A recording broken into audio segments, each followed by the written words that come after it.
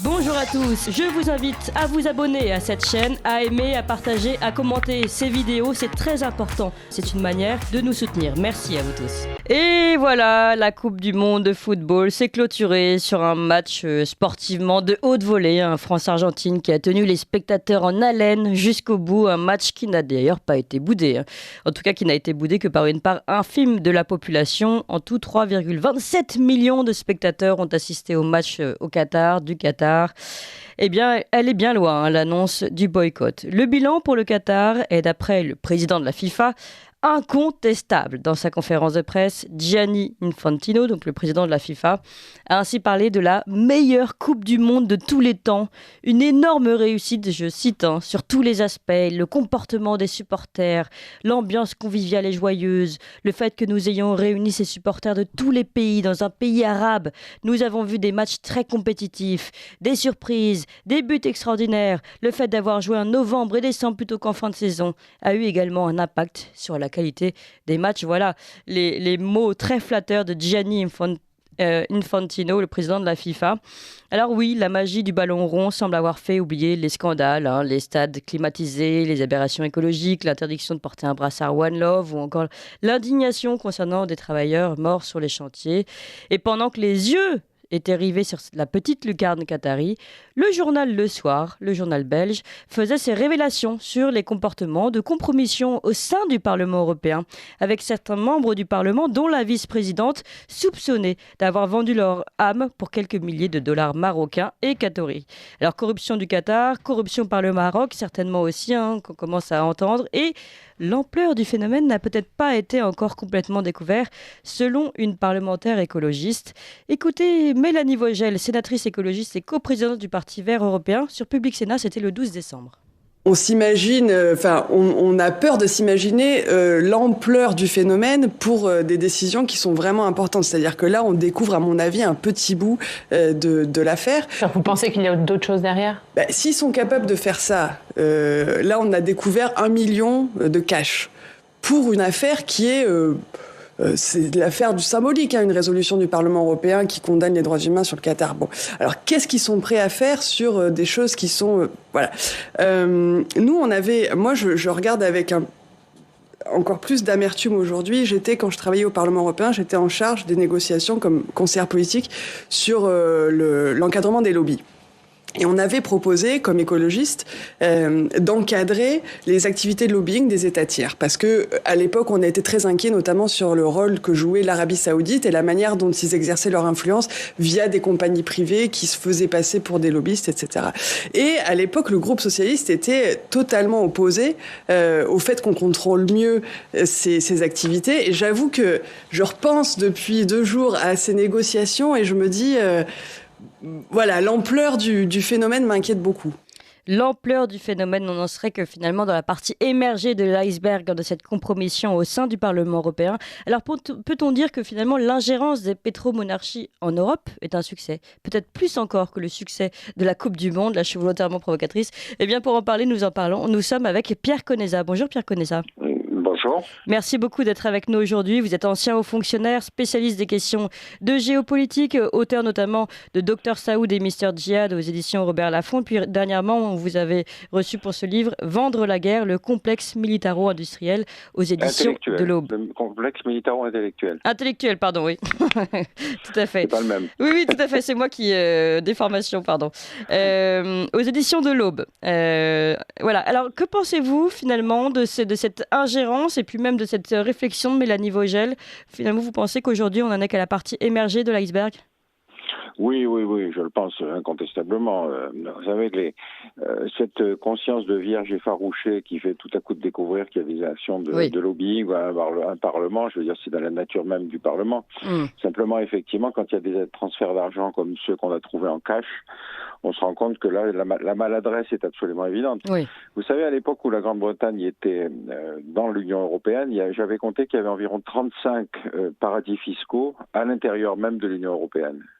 Donc, ça voulait dire que quand on est en affaire à des gens un peu plus astucieux et techniquement meilleurs, on fait des virements sur des comptes offshore qui sont très difficilement accessibles parce que les États ne participent pas. Enfin, si je vous aligne le Luxembourg, le Liechtenstein, etc., vous avez effectivement une difficulté terrible à découvrir les mécanismes. Donc la corruption est structurelle dans un Parlement.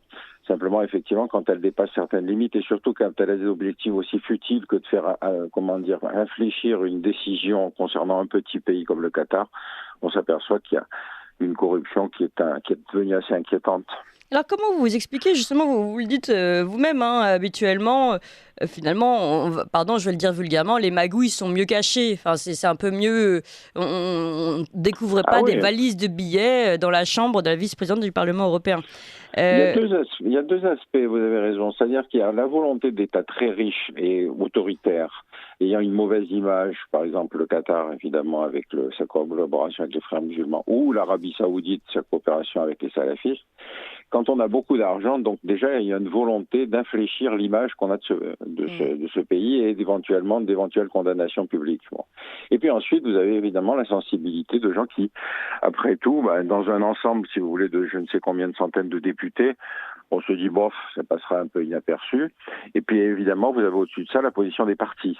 C'est-à-dire combien sont prêts à adopter des mesures restrictives d'accès des lobbies. Vous savez, il y a plusieurs manières de corrompre. Hein. C'est pas vraiment toujours la valise de billets, c'est gênant parce qu'à un moment où on risque de la découvrir. Mais le reste, encore une fois, ça peut être des invitations luxueuses dans des paradis, mais cette fois pas fiscaux. Donc il y a beaucoup de choses, de manières de le faire. Et là, je vous dis, c'est d'une maladresse incroyable puisque avoir réussi à faire découvrir une valise de billets, c'est le b.a.-ba de la corruption. Alors, aujourd'hui, vous considérez que ces pétromonarchies sont finalement peut-être les plus influentes au sein du Parlement européen ou pas que, finalement, tout le monde joue son jeu d'influence, son lobbying, et chacun arrive avec sa valise ou ses méthodes? Non, chacun arrive avec ses méthodes. Vous savez, moi, par exemple, quand j'ai écrit Dr Saoud et Mr Djihad, ce qui m'intéressait, c'était de savoir quelle était la logique de communication de l'Arabie saoudite. Or, pendant longtemps, l'Arabie saoudite souhaitait qu'on ne parle pas d'elle. Vous voyez, donc c'était le contraire. Et c'est quand il y a eu effectivement les attentats du 11 septembre et puis ensuite l'affaire Khashoggi, si vous voulez, qu'il était très difficile d'empêcher de parler de l'Arabie saoudite et de ses méthodes de diffusion du salafisme, etc. Et donc on est sur quelque chose où la logique de communication de l'Arabie saoudite est qu'on n'en parle pas. Vous voyez, c'est quand même original. Tandis que d'habitude, c'est plutôt pour qu'on parle des choses en bien. Donc il faut regarder toute la palette des actions parce qu'elles peuvent être catégorielles ou elles peuvent être structurelles, si vous voulez, sur l'image d'un pays. Alors comment, justement, parlons du Qatar, avec cette Coupe du Monde, on a l'impression que les différents scandales, alors plus ou moins, chacun porte les valeurs qu'il a voulu sur le Qatar, mais finalement, ce qui est sûr, c'est qu'aujourd'hui, on a l'impression que la grande victoire de cette Coupe, c'était tout de même pour le Qatar, non ? Ah oui, mais de toute façon, déjà, quand il y avait eu ce choix, ça avait un peu surpris tout le monde. Parce qu'effectivement, aller faire dans un pays qui a la dimension du Qatar, qui est une presqu'île qui a la dimension d'un département français, une Coupe du Monde avec toute la logistique que ça suppose, la construction de stades, etc. Déjà, ce choix avait été très, très surprenant. Bon, je ne reviens pas là-dessus, parce qu'on n'a jamais eu de preuve, si vous voulez, que l'argent ait été diffusé à l'intérieur des instances dirigeantes. Mais enfin, c'est vrai que c'était pas le premier pays arabe auquel on aurait pu penser pour organiser une Coupe du Monde. Donc après, les choses se sont déroulées sans accroc, puisque l'argent coulait à flot, les stades ont été construits, on a abouti à cette aberration d'un stade de football climatisé. Donc, vous voyez, au fur et à mesure, il y a eu beaucoup de manières de mettre de l'huile dans les rouages. Donc, quand vous êtes invité au Qatar, quand vous faites visiter les chantiers, que vous êtes très bien accueilli, vous êtes dans un hôtel super, vous pouvez y aller avec votre femme et vos enfants. Enfin, vous pouvez imaginer des tas de choses, si vous voulez, qui sont à la limite de la corruption, mais qui, encore une fois, rendent totalement admis quelque chose qui reste absolument aberrant sur le plan de l'organisation, de la défense de l'environnement, etc. Alors ça, c'est ce qu'on appelle du soft power, c'est l'influence douce. Et comment vous interpréteriez ces deux stratégies, celle du Qatar vis-à-vis de celle de l'Arabie saoudite, par exemple, dans sa volonté d'influence sur les pays européens ? Le Qatar est le dernier arrivé. C'est-à-dire que, vous savez, dans le Conseil de coopération du Golfe, Le Qatar, jusqu'à ce qu'on découvre cette extraordinaire nappe de gaz qu'elle partage avec l'Iran dans les années 70, je crois, Qatar était le pauvret. Donc le grand acteur, c'était l'Arabie Saoudite. Puis nous, on a découvert les Émirats Arabes Unis à l'époque du général de Gaulle. Donc, si vous voulez, tous ces acteurs-là sont arrivés avec des dates différentes. Le Koweït, on connaissait depuis un certain temps. Donc, le Qatar a rattrapé son retard, mais avec plus d'intelligence. C'est-à-dire qu'il fallait faire autrement que les autres. Et donc, vous le savez bien, puisque finalement, il y a eu cet investissement du Paris Saint-Germain, il y a eu le financement du département des arts islamiques au Louvre. Donc, vous aviez un soft power, justement, vous avez raison d'utiliser l'expression, parce qu'encore une fois, tout ça ne paraissait tout à fait admis. C'était tout à fait légal. Et alors après, évidemment, quand vous avez tout à coup ce choc médiatique qui est le choix du Qatar, encore une fois, le petit dernier pour organiser une Coupe du Monde, on se dit, ciel, qu'est-ce qui s'est passé ? Et donc, à partir de ce moment-là, si vous voulez, vous aviez dans deux pays qui avaient des logiques complètement différentes. Le Qatar pour exister, l'Arabie Saoudite pour continuer à mener sa politique de diffusion du salafisme et de la version la plus intégrale et la plus stupide de l'islam. Tout ça, mais encore une fois, à condition qu'on n'en parle pas. Et vous avez vu qu'après le 11 septembre, le lobby saoudien a réussi une performance absolument extraordinaire. Dès le 12 septembre, vous avez une société de communication américaine qui va voir l'ambassade américaine. Cette société s'appelle Corvis, pour leur dire, vous savez, vos affaires vont mal. Vous avez 15 Saoudiens sur 19 terroristes. Vous devriez vous préoccuper. Il va y avoir un rapport du Sénat américain sur ces affaires-là. Et effectivement, il signe un contrat avec une société qui s'appelle Corvis, qui va réussir un résultat absolument prodigieux. C'est que 28 pages du rapport du Congrès américain vont être classées secret défense par George Bush. Ces 28 pages étant exclusivement dédiées à la coopération entre les terroristes et l'ambassade saoudienne à Washington. Oui. Ces 28 pages ne seront déclassifiées que par Obama 14 ans plus tard. Donc vous avez des exemples précis, et puis évidemment le reste c'est de l'influence plus classique. Et non mais en fait c'est très grave ce que vous dites, c'est que finalement derrière ce côté presque bon enfant du football, de l'art, etc., il y a quand même des messages bien plus bien plus forts qui passent, qui sont des méthodes de diffusion de l'islamisme. Alors, chacun de façon différente. Le Qatar pour les frères musulmans, vous l'avez rappelé.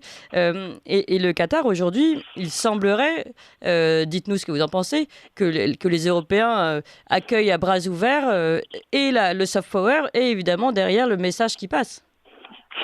C'est-à-dire, n'oubliez pas quand même que le message, c'était que la Coupe du Monde de football se passe bien.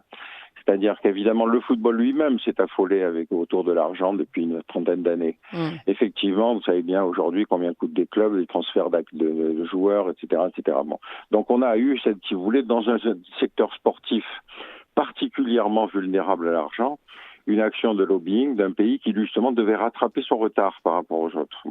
Et finalement, tout ça a donné une très belle Coupe du Monde, heureusement. Mais donc, il ne faudrait pas jeter le bébé avec l'eau du bain, comme qui dirait. C'est-à-dire que, encore une fois, le lieu de l'investigation et le problème, il se situe au Parlement européen, il se situe dans les instances décisionnelles, et c'est à nous de balayer chez nous. Oui, tout à fait. Je comprends ce que vous voulez dire. C'est-à-dire que c'est pas à nous de projeter nos valeurs sur un autre pays, mais tout simplement de faire respecter notre ordre chez nous. Parce que quand on dit, regardez, l'équipe de tel pays ne porte pas le brassard LGBT. Attendez, je comprends pas, ils jouent à quoi là ? Ils jouent au foot. Oui. On ne va pas commencer à leur demander ensuite s'ils ont une proportion égale de telle minorité, de telle religion, de telle culture, etc. Enfin, je veux dire, on est devenu une espèce de centre du monde d'une terre devenue plate, dans laquelle on détermine qui est gentil, qui est méchant, qui doit porter le brassard, pourquoi l'autre ne porte pas le brassard. Enfin, je veux dire, c'est devenu complètement fou, notre manière de voir aussi. Oui, tout à fait. Et on peut dire à Rome, fait comme les Romains. Donc, au Qatar, on n'a pas imposé notre vision des choses. En revanche, ce qui est, comme vous le soulignez très bien, et on revient sur le sujet de cette interview, c'est le Parlement européen qui est aujourd'hui multi-corrompu, en fait. Oui, il y a effectivement tout ça, mais la question que vous posez, et qui est vraie, celle de la corruption, qui mérite investigation, sanctions, etc., je baigne aussi, comme on le rappelait à l'instant, dans une espèce de politique droit de l'hommiste dans laquelle c'est nous qui définissons les valeurs. Et à partir de ce moment-là, vous pouvez déclencher n'importe quelle campagne de dénonciation. Et si ce pays, en plus, est richissime, comme l'est le Qatar, comment est-ce qu'il y répond? Il y répond certainement pas par des moyens médiatiques, parce qu'il n'en a pas les moyens. Il y répond par la corruption. En tout cas, par des moyens institutionnels, si vous voulez, qui font qu'au bout du compte, finalement, c'est pas si mal que ça, quoi. Et finalement, à vous entendre, le problème n'est pas forcément dans la méthode de lobbying des différents pays, mais plutôt dans notre façon d'analyser notre grille de compréhension de la situation internationale. Il y a les deux aspects. C'est-à-dire que, par exemple, dans le bouquin que j'ai écrit sur le lobby saoudien en France, pays qu'on connaît un peu quand même, vous apercevez que le plus gros acteur de la communication publique de l'Arabie Saoudite, c'est Publicis. Oui. Or, Publicis, c'est dirigé par une dame qui s'appelle Madame Badinter, qui se bat pour les femmes à la surface de la planète, sauf en Arabie Saoudite. Oui. Bon. Donc, vous voyez comment on concilie ces valeurs avec des contrats. Ça, c'est la première chose. Et donc, au bout de tout compte, la question, c'est qu'est-ce qu'on va faire? Quel est le but de la politique de relations publiques qu'on va payer très cher? Les 5 majors, aujourd'hui, des relations publiques mondiales ont signé avec l'Arabie Saoudite. Ces majors réussissent très bien, parce que ça peut être de l'efficacité, comme je vous l'ai dit, avec Corvis, qui est devenu une filiale de Publicis, ou ça peut être, encore une fois, comme le cas du Qatar, dans le succès d'une manifestation à grand enjeu populaire. Donc, vous voyez, les méthodes de communication, encore une fois, on peut en oublier aussi certains aspects. On n'est pas obligé à chaque fois qu'il y a un événement de faire lister, si vous voulez, au pays candidat, une feuille avec 253 questions pour être sûr qu'il soit politiquement correct. Oui. Mais alors, quelle serait votre recommandation, finalement, pour un pays européen ou la France, tout simplement, sur la politique internationale par rapport à ces pays-là? Sur la politique internationale, d'abord, la politique internationale, il ne faut pas oublier que c'est un espèce d'enjeu d'intérêts nationaux et de principes. Bon, je vous en cite un exemple. Oui. Quand en 1948, on fait la Déclaration internationale des droits de l'homme, qui va être la charte de l'ONU, les 5 pays membres permanents sont les États-Unis qui sont racistes et ségrégationnistes, la France et la Grande-Bretagne qui sont les 2 grandes puissances coloniales de la planète, la Russie de Staline et la Chine de Chiang Kai-shek. Donc, je veux dire, dans le genre, faites ce que je dis, faites pas ce que je fais, c'est ça la politique internationale. Donc après, on découvre qu'on peut reprocher aux autres d'être comme ci, d'être comme ça, etc. Mais enfin, rappelez-vous que la France, pays des droits de l'homme, était la 2e puissance coloniale de la planète. Oui.